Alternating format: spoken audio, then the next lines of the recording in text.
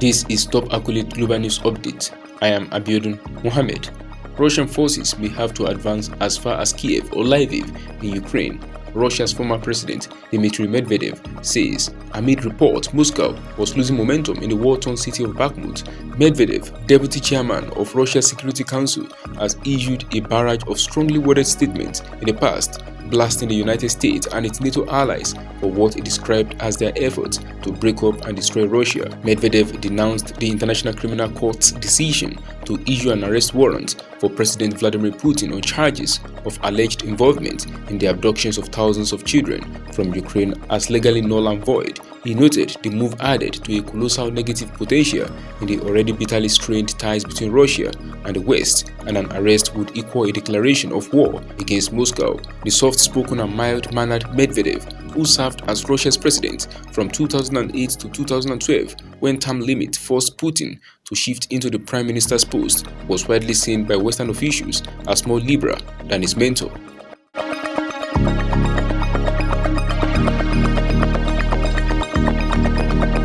China's defense ministry has said that it had for a second time monitored and driven away the US Navy-guided missile destroyer USS Milius after it entered what Beijing claims as its territorial waters in the South China Sea near the Paracel Islands. Friday marked the second straight day of a standoff and heated words between the two superpowers amid growing tensions in the South China Sea.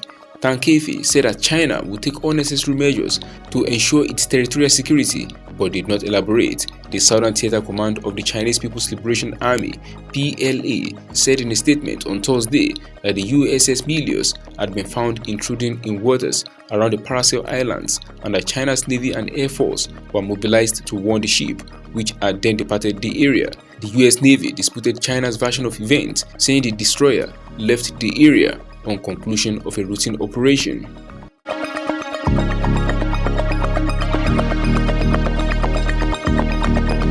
The US military carried out multiple airstrikes in Syria on Thursday night against Iran-aligned groups that it blamed for a drone attack that killed an American contractor, wounded another, and also hurt 5 US troops, the Pentagon said. Both the attack on US personnel and the retaliation were disclosed by the Pentagon. At the same time, late on Thursday, the attack against US personnel took place at a coalition base near Asaka in northeast Syria at approximately 1:38 p.m. on Thursday, it said. The US intelligence community assessed that the one-way attack drone was Iranian in origin, the military said, a conclusion that could further aggravate already strained relations between Washington and Tehran. Although US forces stationed in Syria have been targeted by drones before, fatalities are extremely rare.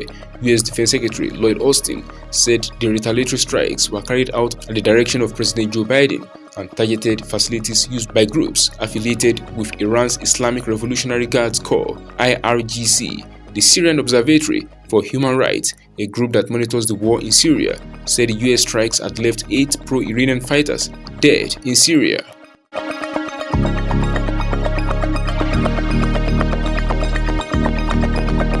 Chinese authorities raided the office of US corporate due diligence firm Mintz Group in Beijing and detained 5 local staff, the company said, stoking concern among foreign companies in China just as it hosts an international economic forum. News of the raid and detentions come as Sino-US relations have spiraled downwards following months of diplomatic tensions, including over the US military downing in February of a suspected Chinese spy balloon and a planned US transit next week by the president of Taiwan, the self-governed island China claims as its territory.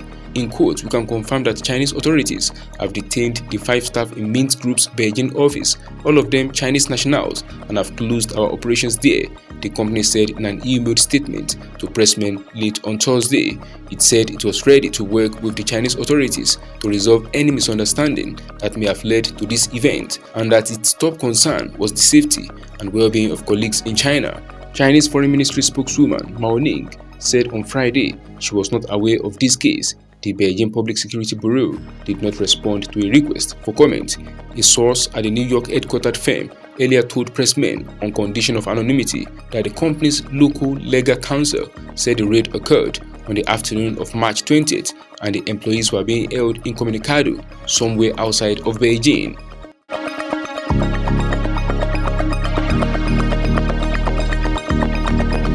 A steep sell-off in banking stocks hit European indices on Friday as worries about the stability of the financial sector intensified with the news of a US probe on Credit Suisse and UBS further soaring the mood.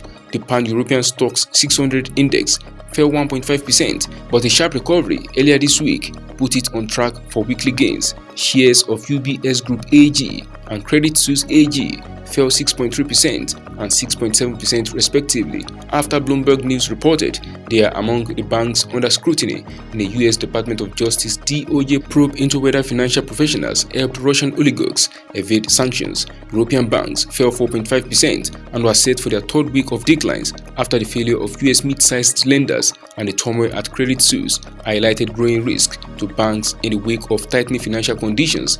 Deutsche Bank slumped 11.1%, becoming the top loser on Stocks 600 after a sharp jump in the cost of insuring against the risk of default. The German heavyweight said that it would redeem $1.5 billion Tier 2 notes due in 2028. Austria's Raiffeisen Bank International slipped 5.7% after journalists reported the European Central Bank is pressing the bank to unwind its highly profitable business in Russia. That is the size of top accolade global news updates. You can follow us on our social media platforms as displayed on your screen. Happy weekend.